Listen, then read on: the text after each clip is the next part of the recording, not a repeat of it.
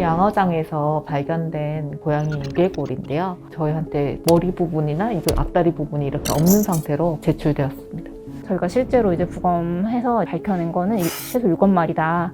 연쇄살인범이나 이런 사람들도 동물로 먼저 연습을 한 다음에 사람에 대해서 이제 해를 가하는 행동을 한다는 연구가 많거든요. 실제로 부검을 하다 보면 연습을 하고 있다는 느낌을 받을 때가 있어요. 하얀 수술대 위에 눕혀져 있는 한 동물 사체. 그 위로 바쁘게 움직이는 손들. 증거사진 촬영까지.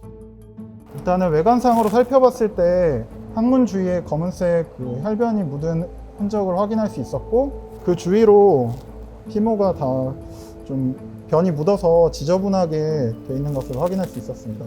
조용한 분위기 속에 동물 부검이 진행 중인 이곳은 경북 김천에 위치한 농림축산검역본부 질병진단과입니다. 저희 과에서는 모든 이제 포유류들을 다 검사를 하고 있어서 흔히 보시는 소, 돼지부터 시작해서 개, 고양이, 그리고 뭐 햄스터나 기니피그 이런 조그마한 소형 설치류까지 모든 직종을 다 담당을 하고 있습니다. 지금은 개나 고양이 같은 반려동물도 부검하고 있지만 사실 불과 몇 년 전까지만 해도 이곳에서는 주로 돼지나 소, 사슴 등 가축들의 질병만 관리했습니다.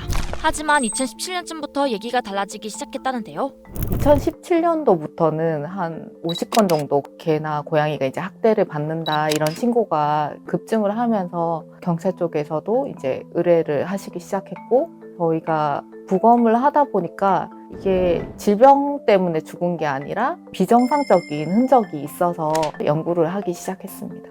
올해 이제 5월까지 177건이고요. 작년 대비로 치면은 380% 정도. 네, 380% 정도 증가를 했습니다. 한 해 한 해가 진짜 틀린 것 같고요. 해마다 늘어가는 동물학대 사건의 부검이 필요한 이유. 범죄에 대한 과학적 입증이 있어야 범인에게 합당한 처벌이 이루어지기 때문입니다.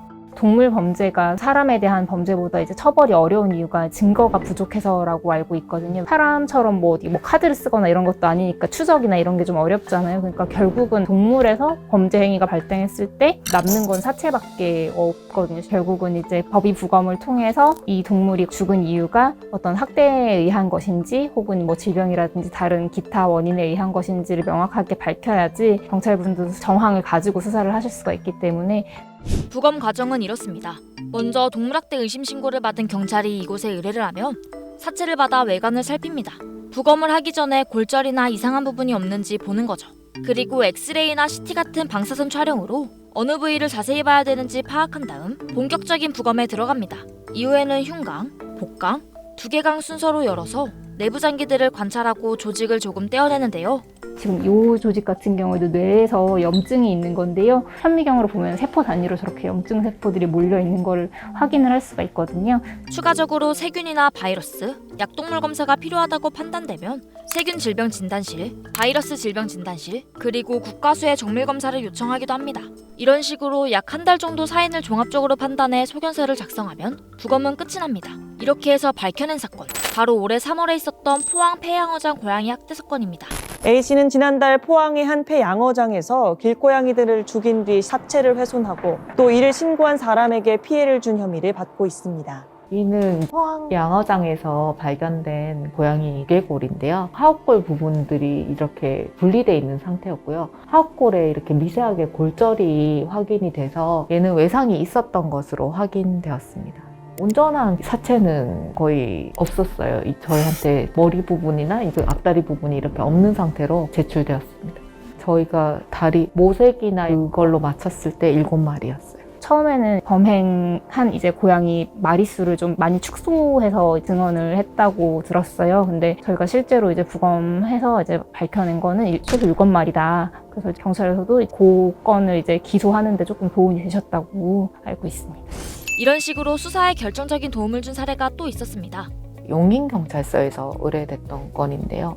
야산에 자기가 학대를 한 고양이를 거의 30마리 넘게 유기를 해 차곡차곡 이제 자기만의 장소에다가 갖다 놓은 거죠. 발견된 고양이가 다 부패 정도도 다 틀리고 한 번에 학대를 한 것이 아니라 시간에 걸쳐서 학대를 여러 번 장기적으로 했다는 점에서 좀 충격을 받았었고, 포항 고양이 사건의 그 용의자랑 용인 그 고양이 사건의 용의자가 텔레그램으로 그 학대하는 약간 장면이나 사진을 공유했다는 정황도 있어서 그런데 수의 연구사들은 부검을 하면서도 이상한 느낌을 받았다고 말합니다. 연쇄살인범이나 이런 사람들도 동물로 먼저 연습을 한 다음에 사람에 대해서 이제 해를 가하는 행동을 한다는 연구가 많거든요.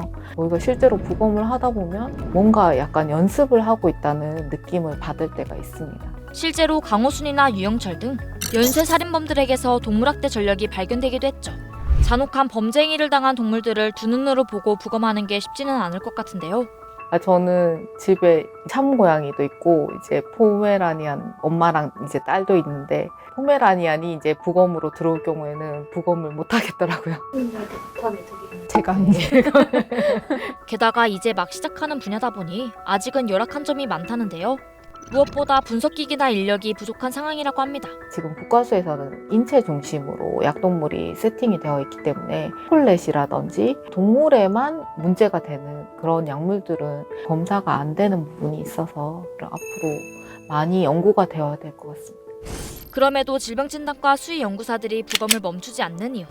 억울한 죽음의 진실을 밝히기 위해서입니다.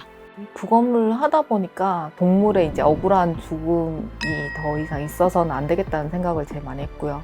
억울한 사람도 없어야 되겠다는 생각을 같이 하게 되는 게 고양이가 죽을 때 그냥 그 전에 밥을 줬다는 이유로 용의자가 되시는 분들이 간혹 있으세요.